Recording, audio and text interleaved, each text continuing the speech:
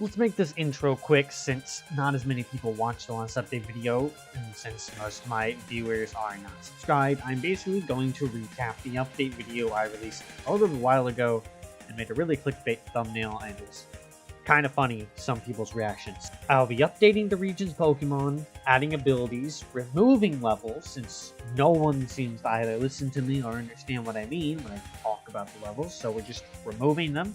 You are not going to see any more levels throughout this series. You're only going to see the Pokemon. And Jesse and James will not be returning. This was all voted upon, so, sorry. Maybe when we hit 500 subs, which I'm very close to, I can make community polls, so our voting could be a little bit more even. That'd be pretty nice. If 10 of you, not 10 of you, like 15, 16 of you were to go to a friend and ask them to subscribe, then we hit 500 subs pretty quickly. Just share that video and stuff. Yeah, let's get started with the what if. Episode 27 to 31 does not happen, kind of. Episode 28 still happens to an extent. Ash's Vulpix would get along swimmingly with Susie's Vulpix, or I'd assume so. However, the events with Team Rocket don't happen.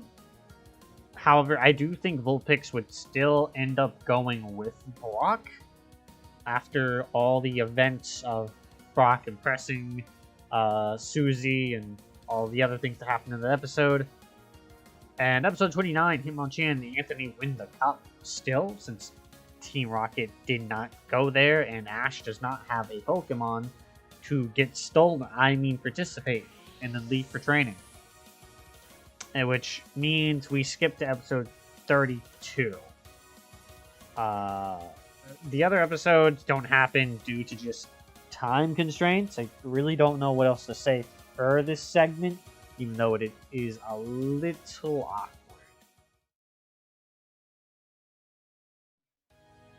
Ash and Brock make it through the maze of the Fuchsia City Gym, where they finally battle Koga. But before Koga, they must face the Ninja Warrior Aya. After getting Venonat's data, Ash decides to send out Vulpix. This Pidgeotto is stronger, but he'd like to expand his Pokemon's experience. After all, he can't always rely on Mommy Pidgeotto. Venonat hops around and dodges Vulpix Ember, firing off a stun spore that Vulpix dissipates with a Disable attack.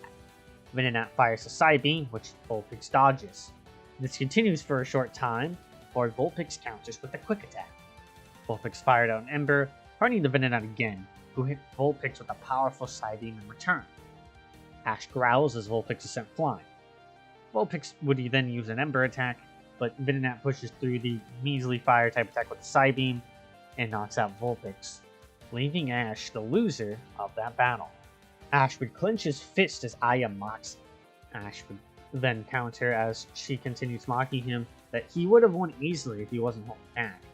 But then Aya remarks that if he must be a pathetic Pokemon trainer, if a Fire-type Pokemon couldn't beat a Bug-type. Ash and Brock leave the gym, his second defeat hanging in Ash's shadow heavily. As Ash sits there with Brock, he bites his lip. He was given his Cascade badge, he lost to Surge the first time, and now he's lost to Koga too. Not even Koga, his assistant Aya.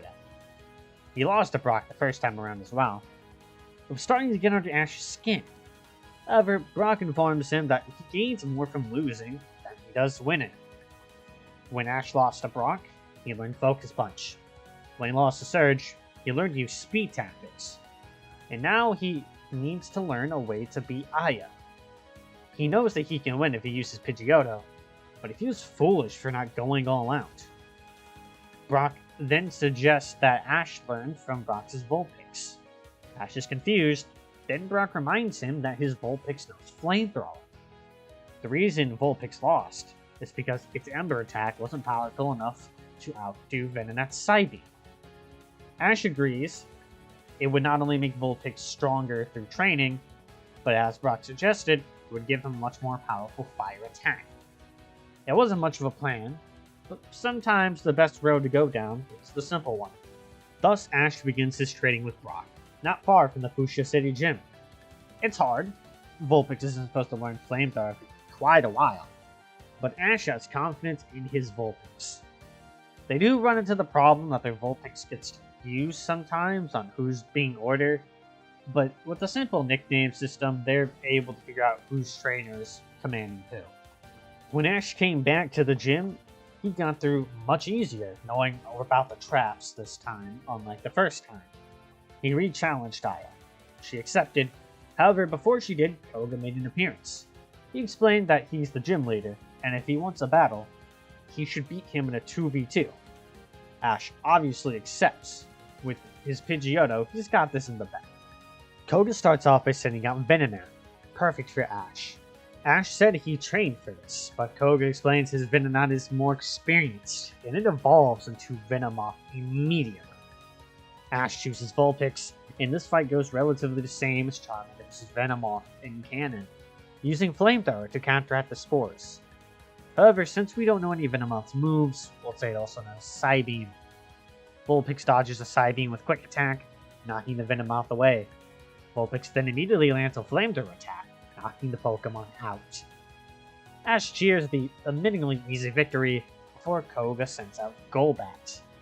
Ash returns Vulpix and sends out Pikachu. Pikachu vaults up its cheeks and prepares for battle.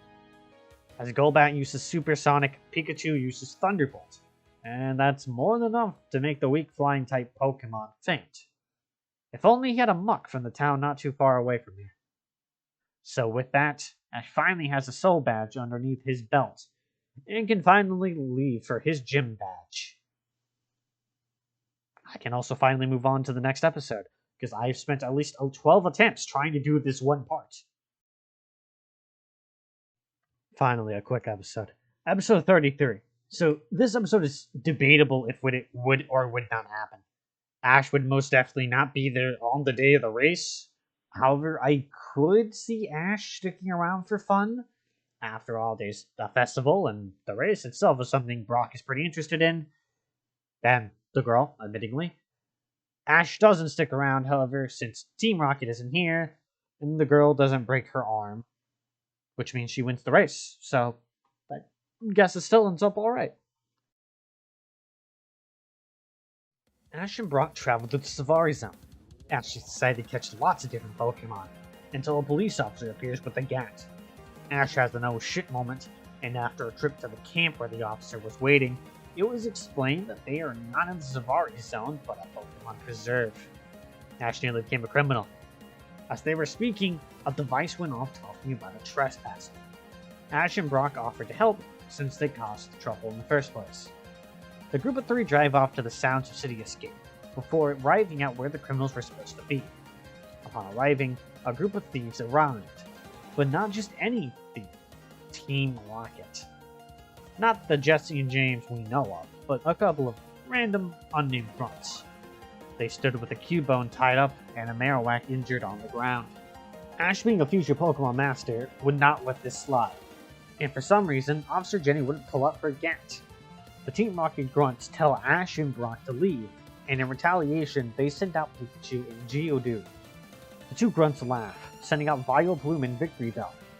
They explain that they caught the two Pokemon while they were there, and were attempting to catch the Marowak before it gave up. Pikachu and Geodude tried their hardest, but unfortunately they weren't a match for the grass types, especially Geodude. Ash and Brock switched out, sending out their Vulpix. Together, the two of them used Flamethrower and burned the plants. Team Rocket, instead of returning the Pokemon to their balls, threw the balls onto the ground and ran away. They needed to be caught, but that could wait since the two Pokemon were injured. Luckily, the Pokeballs were registered to the grass types, so they could be held inside until they were ready to be healed. Ash can't heal Pokemon, and Jenny needs to be shown the way around. But that leaves Brock the only one able to heal the Pokemon. Ash and Jenny drove to the Safari Zone without him, hoping he would do okay. On the way there, they found an injured baby Kangaskhan. Ash and Jenny take care of the Pokemon. However, as they were, Team Rocket appeared again, this time with a whip. Ash isn't going to go down again. He sends out his Sandshrew. Sanju's pretty excited. It's been a while since he got to show off his mighty mousy powers. The enemy then sends in an adult Kangaskhan, and Sanju jumps in the air with the chill going down his spine and eyes comically bulging out. Sanju runs back and tries slapping on the Squirtle's Pokeball, and Ash puts Sanju back on the ground and tells him to fight. Unfortunately, his rollouts and poison stings aren't quite enough to defeat the big beast, and it was stronger than Sanju as well. Sanju returned to its Pokeball, and Ash sent out Mommy Pidgeotto. Pidgeotto wasn't too pleased with Sanju getting beat up, so Pidgeotto began to fight Kangaskhan viciously.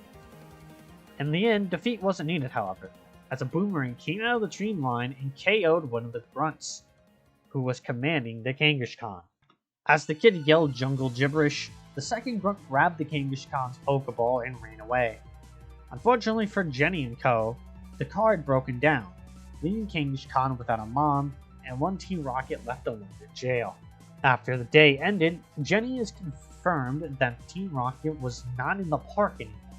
She thanked the two of them for their help, even if things still ended up worse for wear, and offered them a place to sleep for the night.